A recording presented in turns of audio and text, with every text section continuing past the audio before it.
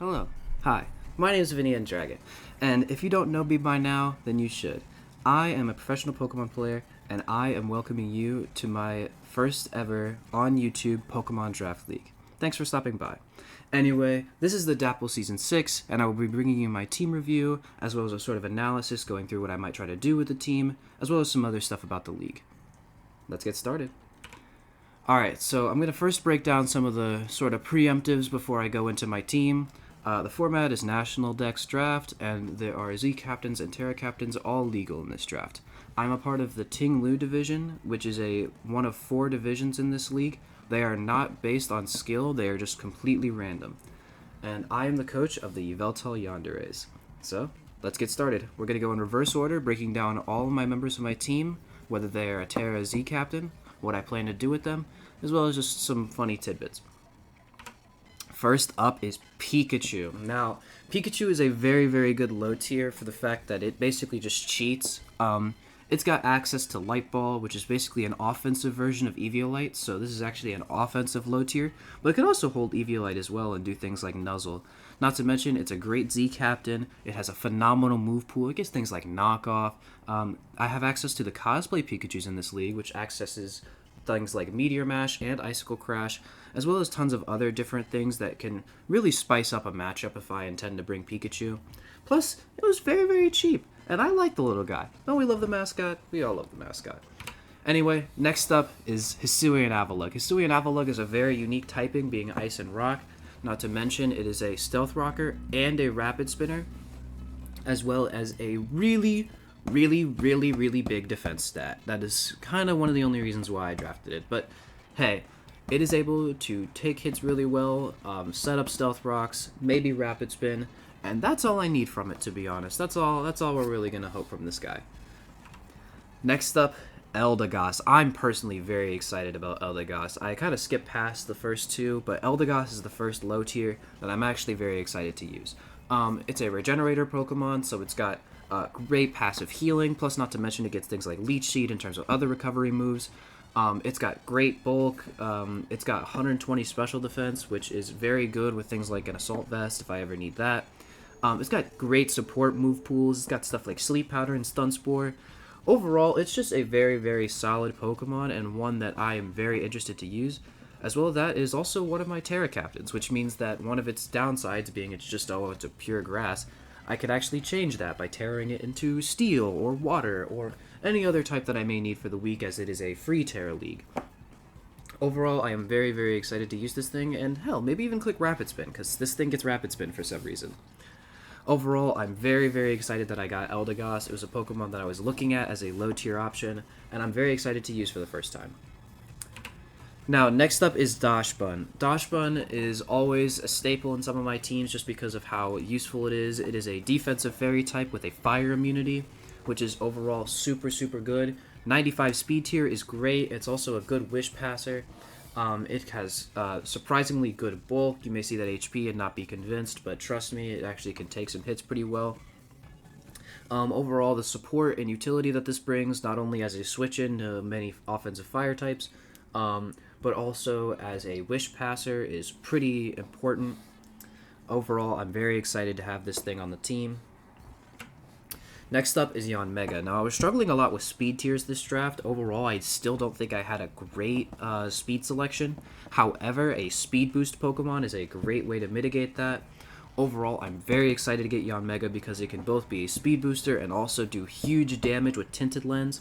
Plus, it is one of my Terra Captains, so Bug Flying type, not an issue for me. I could do just Terra Bug or Flying. I could do Terra Stellar. I could do a defensive Terra type like Steel or Water. And overall, I am very excited to be able to use this thing, combined with its massive attack stat, speed boost, as well as other things. Plus, while Defog isn't exactly the great best on Yanmega, I can use it as a defogger. Overall, I'm very excited to have access to this thing. I think that it'll cook for what it's worth. And overall, there may be some teams that just aren't properly prepared to deal with Yanmega.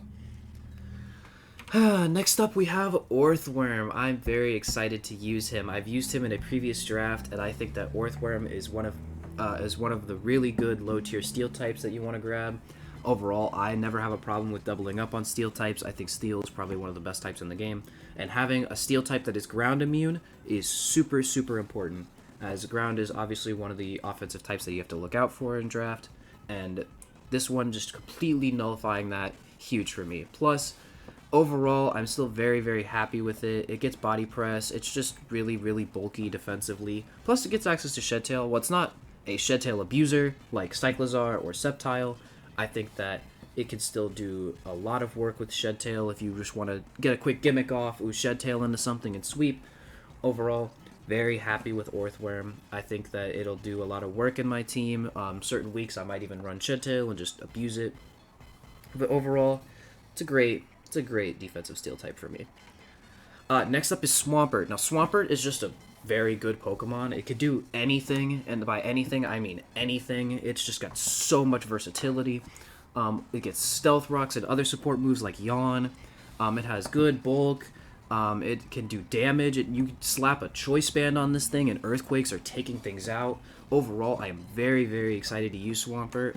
I did a lot of research before this draft, trying to actually get better. And Swampert's just a really good draft Pokemon, and it's actually a phenomenal value as well. Overall, I'm very excited to have Swampert, as it's also a water ground type, which is crucial for my typings. Overall, just very, very good Pokemon, and one that slots into any team pretty well, but my team especially. Next up, this is one of my Z captains, and you're probably going to laugh when you see that this thing gets to use Z moves, because, yeah, Iron Hands is a really, really, really strong Pokemon. It's got very solid physical side bulk if I run it bulky, but overall, I just really want to click hard-hitting moves with this thing. You throw a Choice Band on this thing, and it's crushing things. You click Belly Drum, and it's crushing things. Overall, I'm very, very excited to get this. It also gets really good coverage. I believe this thing gets Play Rough. Like, I am very, very excited to be able to get this thing. Plus, you'll see later in the draft, but it combines really well with one of my really, really top-tier Pokemon. You will see later, but its synergy with this Pokemon is out of this world, and I think that they can cover for each other's weaknesses really well, and overall, I'm very happy. Now, we're getting near the end of this now, because I have Mega Venusaur. Now, Mega Venusaur has stupid damage. Like, you would not expect this thing to have stupid damage, but it has stupid damage. Overall, I'm very excited to use it. It could abuse Sun if people bring Sun against me. I myself did not build a Sun team, but overall, using Venusaur in its base form to abuse Chlorophyll is something that definitely can happen. Plus, 80 speed is not actually that slow. Overall, with those bulk, you're definitely not dying to any one hit. It's got self-healing, it's got support moves, plus it actually can do really good damage. Overall, I'm very happy to have Mega Venusaur as my Mega.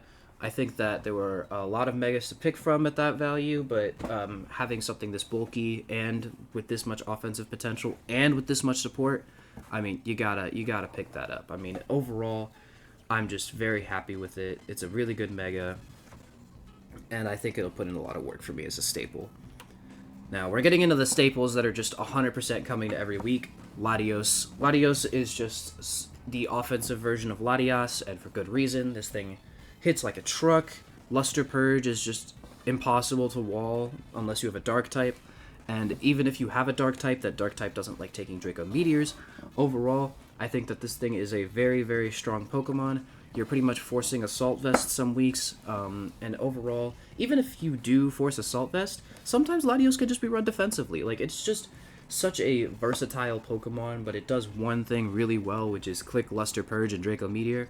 So overall, I'm very, very happy that I got this for when I did, because it was definitely one of the Pokemon that I was looking at the most. Not the most, but one of the Pokemon I was looking at the most.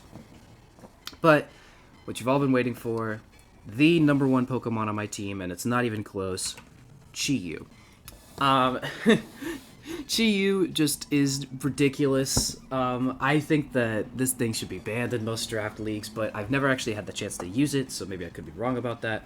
But Chi-Yu just has it all. And by has it all, I mean one thing, and that's at 135 special attack stat with Beads of Ruin. I mean, there is so much going on with this Pokemon. And by that I mean clicking Overheat. I mean, there is probably 100 Pokemon in the game that live a Chi-Yu Overheat without a Assault Vest. And if they live a Specs overheat without an Assault Vest, then good for them, but most don't. Like, this just facilitates so much planning and so much team building that I need it for every single week. I mean, it may not come to some weeks, obviously. If the matchup's bad, the matchup's bad. But I am very excited to have this thing because I'm very excited to just look at Calx and laugh. Because it's very funny. I think that Chiyu is one of the funniest Pokemon to come out of Gen 9, and it's also going to be a draft staple for me in any draft that allows it.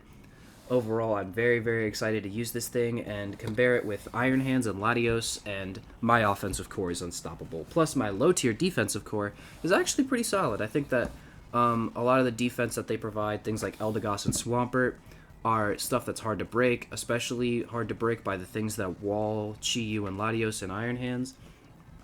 Overall, I'm very, very excited with this team synergy that I have here. I didn't bring it up, but I might have to run boots on this thing. That is a weakness with this team. I think that my hazard recovery is not the best, as a lot of my hazard removal Pokemon like to be offensive. But overall, I'm not too concerned about it. I think that my team definitely has weaknesses, but ones that I definitely addressed and I am aware of. I don't think there's any blatant overall weakness that I am not aware of, but if you see one, please feel free to comment below. Anyway, thank you guys for watching. I will be doing live streaming of draft preparations as well as my draft battles every single week here on this YouTube channel, so please feel free to subscribe.